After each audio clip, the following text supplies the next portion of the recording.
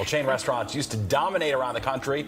They were a fun place to grab a meal at an affordable price. Yeah, but recently many are struggling, even going out of business, as Arthur Chan reports. Inflation, high labor costs, and changing tastes are all playing a part. You've seen the signs for years. The drive-thru that vanished, the restaurant that closed for renovations and never reopened. Behind many of those disappearances is the same pattern: a chain chasing margins, private equity, or quick fixes, while neglecting its food and its franchisees. Restaurant sales are slowing to their weakest pace since the Great Recession. That's excluding the pandemic. And costs are soaring. The pressure is mounting. 14 chains are already feeling it. Let's start with the one whose franchisees are going bankrupt first. 14. Popeyes. Popeyes just posted its worst quarter in roughly 20 years. And it happened in the one category that was supposed to be recession-proof: fried chicken. While chicken concepts across the industry saw traffic climb, Popeyes went the other direction. Its franchisees are feeling it hardest. Liberty Restaurants. Holdings operates Popeyes locations across upstate New York. It's been closing restaurants one by one while working through bankruptcy protection. That includes a Cicero, New York location that simply stopped serving customers. Parent company Restaurant Brands. International keeps rolling out new menu items, and marketing pushes from the top. Down at the franchisee level, it's different. The people actually running the fryers are the ones filing the paperwork to shut their doors. Industry analysts have noted the irony directly. Fried chicken was supposed to be insulated from the broader slowdown hitting beef-heavy chains. It doesn't carry the same exposure to volatile beef prices. Popeyes had every structural advantage other chains on this list didn't have, and it still posted the worst quarter of its recent history. That gap between corporate messaging and operator reality is a pattern you're about to see again and again on this list. It rarely announces itself in a quarterly earnings call. It shows up first in a single closed location in a town like Cicero, months before anyone at headquarters admits there's a broader problem. If a chain posting its worst quarter in 2 decades doesn't concern you, wait until you see what happened next. 13. Domino's. Domino's franchisee filed for Chapter 11 bankruptcy. The filing lands inside a wider pattern. The industry itself is now tracking closely. More restaurant franchisees have declared bankruptcy this year already than in all of last year combined. Domino's built its entire brand identity on reliability. The same pizza, the same 30-minute promise in nearly every zip code in America. That consistency depends entirely on thousands of individual franchise owners staying financially healthy enough to keep the lights on. When a franchisee inside a system this large and this profitable at the corporate level still can't make the math work, that tells you something. It tells you where the actual costs are landing. Rising cheese prices, labor, delivery app commissions. It isn't landing on the corporate balance sheet. It's landing on the operator who owns the store on your corner. Restaurant industry trackers have flagged this exact bankruptcy surge as a warning sign for the sector overall, not just Domino's specifically. A growing share of these filings involve operators who were profitable just a few years ago, before rising input costs and shrinking margins caught up with them all at once. If you want to know which chain is next before your neighborhood location quietly disappears, subscribe right now. But number 12 took a keystone ingredient off its own menu just to survive. 12. Long John Silver's. Long John Silver's once operated more than 1,000 restaurants. The downsizing isn't new. It dates back to the Great Recession years of 2008. That's when the chain first started shedding stores it couldn't keep profitable. But the pace has accelerated sharply since. It has shuttered over 150 locations in just the past 3 years. The total count has fallen under 500. In 2025, the chain rebranded its logo. It added chicken to a business built entirely around fried fish. That pivot signals exactly how much trouble the core product has been in. Pivoting away from the one thing your brand name promises is rarely a sign of confidence. It's usually a sign that the thing keeping the lights on can no longer keep the lights on by itself, and the company knows it. A seafood chain, hedging its own identity by adding chicken to the menu, is telling its remaining customers something. Fish alone can't pay the bills anymore. If a seafood chain adding chicken to survive feels like a warning sign, the next chain tried raising prices to fix its problem and lost even more customers doing it. 11. Noodles and Company. Noodles and Company has been bleeding revenue. Its answer was to revamp the menu and raise prices. It worked, briefly. Sales ticked up for a moment before falling right back down. Overall customer traffic kept declining anyway. Now the chain plans to close between 30 and 35 locations this year alone. That's the trap Greed sets for a struggling chain. Raise prices to protect margins, watch customers walk instead. Then, close stores to protect margins again. Each step solves the balance sheet for one more quarter, while pushing the actual problem further down the road. Food nobody's excited enough to pay more for. The company has framed the closures as a portfolio optimization move. It says the focus is on its weakest performing real estate. That language sounds strategic, but it describes the same underlying reality as every other chain on this list. Too many stores chasing too few customers willing to pay the new prices. The next chain didn't just raise prices quietly, it laid off its own corporate staff while announcing hundreds of closures in the same breath. 10. Papa John's. Papa John's is closing roughly 200 restaurants by the end of 2026. That's part of a broader plan to shutter 300 underperforming locations by the end of 2027. In the same stretch, the company is cutting 7% of its corporate staff. To improve its financial position, CEO Todd Penegor has framed it as aligning corporate and field operations. Standard language for a company trimming itself down from the inside out. Closing 30-some underperforming stores is a business decision. Closing 300 while laying off your own headquarters staff is something else. It's a company admitting the growth story it sold investors for years no longer holds up. Someone has to absorb the cost of that admission. The pizza category as a whole has been squeezed from both directions. Delivery app commissions eating into margins on one side, grocery store frozen pizza quietly improving enough to peel away price-conscious customers on the other. Papa John's cuts land squarely in that vice. If corporate layoffs stacked on top of hundreds of closures worries you, the next one is doing the exact same thing at its breakfast and lunch counters. 9. Jack in the Box. Jack in the Box now plans to close around 150 locations. It's working to right-size a business that's been losing both sales and customer trust. The chain's same-store numbers have been sliding for several quarters running. Unlike a one-time market correction, these closures are described internally as an ongoing strategy, not a single bad year getting cleaned up. A chain permanently trimming 150 stores isn't reacting to one rough quarter. It's acknowledging that a meaningful share of its own footprint can no longer support itself. No matter how the menu gets reshuffled, no matter how many promotional value baskets get pushed through the drive-thru speaker, the company had already closed 25 locations in a single recent fiscal year, even while opening a handful of new ones elsewhere. A net growth number that looked fine on a press release, but masked exactly the kind of underlying store-level weakness that eventually turns into a formal 150-unit closure plan. Franchisees inside the system have quietly pointed to rising beef and labor costs, squeezing margins on a menu built almost entirely around beef. The exact commodity pressure several chicken-focused competitors have managed to avoid. The next chain sold itself to private equity and is still closing stores anyway, which tells you exactly how far private equity ownership actually gets you. 8. Denny's announced plans to close 70 to 90 locations in 2025. That's on top of closures already made the year before. Then it turned around and sold itself to a private equity buyer. Same-store sales at locations open at least a year were down nearly 2.9% through the third quarter. Selling to private equity is usually pitched to franchisees and employees as a stabilizing move. Fresh capital, professional management, a turnaround plan. For Denny's, the closures didn't stop. They kept happening on schedule right alongside the sale. That sequence isn't a coincidence. Declining sales, mass closures, then a sale to the exact kind of buyer known for extracting value rather than rebuilding it. It's the standard playbook, the same playbook that left Red Lobster in bankruptcy court after its own private equity ownership chapter. Diners sitting in a booth at 2 a.m. rarely get a say in which chapter comes next. By the time the new ownership structure shows up on paperwork filed with the state, the decisions about which locations survive have usually already been made behind closed doors. If a private equity sale doesn't stop the bleeding, wait until you see what the same kind of ownership did to a burger chain most people assumed was untouchable. 7.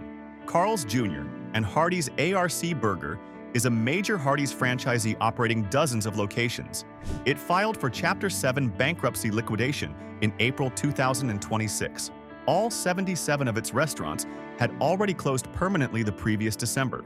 ARC Burger was owned by the same private equity firm that also owns Church's Chicken and Quiznos. Amid the closures, the franchisee was alleged to owe Hardee's corporate more than $6.5 million in unpaid royalties, marketing fees, and rent it never paid. That's not one struggling operator falling behind on a few payments. That's a private equity firm running multiple fast food brands at once. And one of its own portfolio holdings collapsed so completely it couldn't pay the very corporation whose name was on the sign out front. ARC Burger had acquired those 80 Hardee's locations back in 2023 as part of a separate operator's own bankruptcy filing, meaning this was already the second bankruptcy those specific restaurants had passed through in under 3 years. When the same investment firm owns the landlord and the tenant still goes under owing millions, that's not bad luck. That's a business model that stopped working the moment it stopped growing. Franchisees across the wider Hardee's and Carl's Jr. system have reportedly pointed to similar strain, watching the same private equity ownership pattern repeat itself location by location, while corporate marketing keeps promoting new, limited-time menu items as if nothing underneath the surface has changed. Now, if a private equity firm can't keep its own franchisee afloat, wait until you see a coffee giant admit it grew too fast for its own good. 6. Starbucks. Even a giant isn't immune. Starbucks is closing roughly 400 North American locations over the next year, a rare and deliberate retreat from a company that spent decades defined almost entirely by rapid, relentless expansion, opening new stores faster than almost any retail brand in American history. For a brand that built its identity on being on nearly every corner in America, this matters. Pulling back 400 storefronts at once is a public admission. The corner on every corner strategy stopped paying for itself somewhere along the way. Industry analysts have described the move as part of a broader restructuring, meant to concentrate resources on higher-performing locations rather than chasing raw store count. That's corporate language for admitting the expansion math finally caught up with the company. If watching Starbucks retreat from its own expansion strategy surprises you, tap the like button right now, because the next chain's greed showed up directly on the receipt. 5. Pizza Hut. Pizza Hut closed 250 underperforming locations in the past year, part of what parent company Yum! Brands called its Hut Forward plan. Then Yum! Sold the chain outright to private equity firm Long Range Capital for $2.7 billion. After the pizza brand posted a same-store sales decline, its own CEO acknowledged the brand needed to realize its full value somewhere outside the parent company that had run it for decades. Translate that corporate language, and it says something simpler. The company that owned Pizza Hut decided it was worth more sold off than kept and fixed. 250 closed dining rooms later, that's exactly what happened. The new private equity owner inherits a brand mid-freefall rather than mid-turnaround. The closures were not just about eliminating weak locations. They also reflected a broader shift away from the dine-in experience. The experience that once made Pizza Hut one of the biggest names in family dining. Many of the classic red roof restaurants that defined the brand for decades had already disappeared, replaced by smaller delivery and carry-out focused stores designed to lower operating costs. While that strategy reduced expenses, it also removed much of what made Pizza Hut feel different from the growing number of competitors fighting for the same delivery customer. In the months leading up to the sale, Pizza Hut had also leaned hard into nostalgia marketing, bringing back old logos and retro packaging in an attempt to reignite customer interest, a tactic that can juice short-term headlines, but rarely fixes the underlying reason a same-store sales line keeps sliding in the first place. The challenge is that nostalgia can persuade customers to visit once, but it cannot guarantee they'll return if the experience no longer matches the memories being advertised. Competitors have continued investing in faster delivery, stronger loyalty programs, and more aggressive value deals, making it harder for Pizza Hut to win back market share with branding alone. A familiar logo may remind people why they loved the chain years ago, but sustained growth still depends on convincing them the food and overall value are worth choosing today. The next chain tried to fix its own math by charging customers more depending on what time they showed up hungry. 4. Wendy's. In February of last year, Wendy's CEO told investors the company would begin testing dynamic pricing as early as 2025, tied to a $20 million investment in digital menu boards. Within days, the internet had renamed it surge pricing, the same mechanism Uber uses to charge more exactly when riders need a ride most. The backlash reached the U.S. Senate. Wendy's spent the next 2 weeks insisting it would only ever lower prices at slow times, never raise them at busy ones, walking back a plan it had proudly announced to shareholders less than a month earlier. The controversy spread rapidly across social media. Many customers interpreted the announcement as a sign that fast food was becoming less affordable at exactly the moments people relied on it most. Even though the company later clarified its intentions, the original message had already shaped public perception. Once consumers believe a brand is looking for new ways to charge more, rebuilding trust becomes far more difficult than issuing a clarification. The damage didn't stay confined to a bad news cycle. Rival Burger King publicly mocked the entire episode with an ad campaign celebrating steady prices instead, timing a free Whopper promotion directly to Wendy's backlash. The incident also became a lesson in how quickly investor messaging can turn into a consumer relations problem.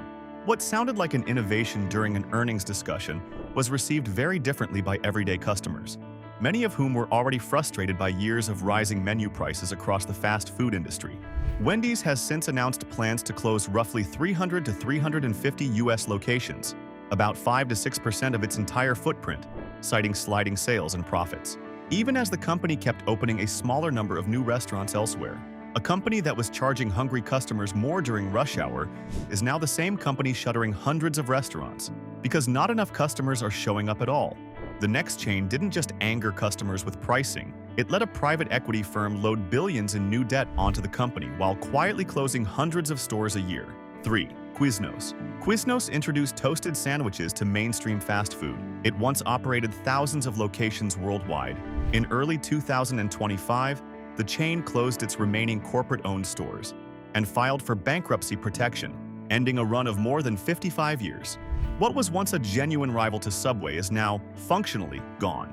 A cautionary tale sitting quietly in the same industry that's currently deciding whether Subway is heading toward the exact same ending. A chain doesn't go from thousands of locations to 0 corporate stores overnight. It happens through years of declining unit economics. Franchisees walking away one lease at a time, a parent company that ran out of runway to fix it. The warning signs appeared long before the bankruptcy filing. Store closures accelerated. Franchise disputes became more common. The brand struggled to attract enough new operators to replace those leaving the system. As locations disappeared, the chain became less visible to customers, making it even harder to rebuild sales or regain momentum. Each closure reduced the brand's reach, creating a cycle that became increasingly difficult to reverse. Quiznos peaked as a genuine toasted sub-rival to Subway, expanding aggressively through franchising in the 2000s, before oversaturation and rising ingredient costs squeezed operator margins to almost nothing, leaving thousands of franchisees unable to turn a real profit long before the final bankruptcy filing ever hit a courtroom. Many franchisees also argued that mandatory supplier agreements and high operating costs left them paying more for ingredients than competitors, making profitability even more difficult. Some operators closed despite having steady customer demand because the financial model simply no longer worked in their favor. By the time the company attempted to restructure, much of the damage had already been done. The strongest locations had survived, but thousands of others had already disappeared, taking loyal customers and experienced operators with them. Quiznos is the finished version of a story several other chains on this list are still in the middle of writing. The next chain sold itself to the exact kind of buyer that just finished writing Quiznos' ending, and it's happening at the largest sandwich chain on earth. 2. Subway sold itself to private equity firm Roark Capital in 2024, ending 60 years of family ownership in a deal reportedly worth around $9.6 billion. Roark funded much of that purchase using whole business securitization, a financing structure that put $5.7 billion in new debt onto Subway's books that hadn't been there before. That debt has to be repaid eventually, funded by royalties collected from the same franchisees who are currently closing roughly 4% of all U.S. locations every single year, mostly by walking away once leases run out. Subway's corporate profit has genuinely climbed under Roark's ownership through cost cuts and a growing use of vendor rebates. At the store level, though, many franchisees describe a very different reality: rising labor costs, higher food prices, stricter operational requirements, and shrinking customer traffic, all of it making it increasingly difficult for many locations to stay profitable. Operators still have to pay royalties and other required fees even when sales slow, leaving little room to absorb unexpected expenses or invest in improvements that could bring customers back. Meanwhile, the chain posted a net decline of 729 U.S. stores in a single year, one of the steepest drops of any restaurant brand in the country. Even as rival Jersey Mike's, backed by its own private equity investor, keeps opening new locations, and recently filed for a U.S. IPO targeting a $12 billion valuation. The contrast is difficult to ignore. One sandwich chain is expanding into new markets and rewarding franchisees with stronger demand, while the other continues reducing its footprint despite reporting healthier corporate financial results. Those are two very different definitions of success. Corporate profit rising, while store count keeps shrinking, isn't a turnaround. It's a company being made leaner and more profitable for its new owner, at the direct expense of the operators actually running the stores. The same operators absorb the cost of that $5.7 billion in new debt, one royalty payment at a time. The chain at number one didn't just load on debt or close hundreds of locations. It collapsed almost entirely, and sheriffs had to nail the closure notices to the doors themselves.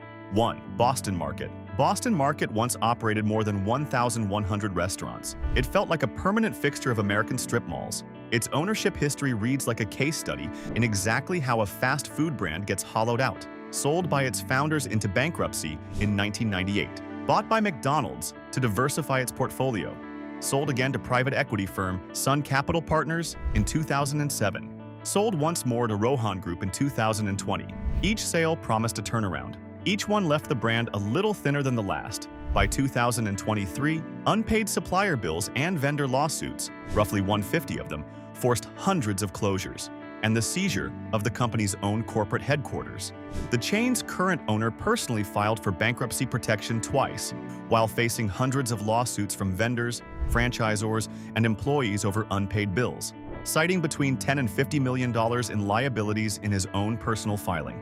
By early 2025, the location count had collapsed from around 300 stores to fewer than 16. Several of those remaining locations received eviction notices soon after.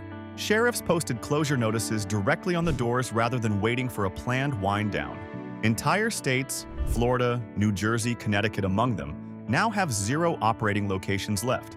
The company's own online store locator stopped reflecting reality more than a year ago, still listing restaurants that had already been padlocked shut. Boston Market lands at number 1 for a reason. Its entire 3-decade arc tells the story, from franchise chain to McDonald's subsidiary, then a private equity flip, personal bankruptcy, and sheriff-posted eviction notices, is the single clearest blueprint for how too greedy actually kills a restaurant brand from the inside out. One ownership change at a time. 14 chains chase the same shortcut. Squeeze the operators, squeeze the customers, squeeze the supplier bills, and hope growth covers the gap before anyone notices. For most of them, the gap showed up anyway.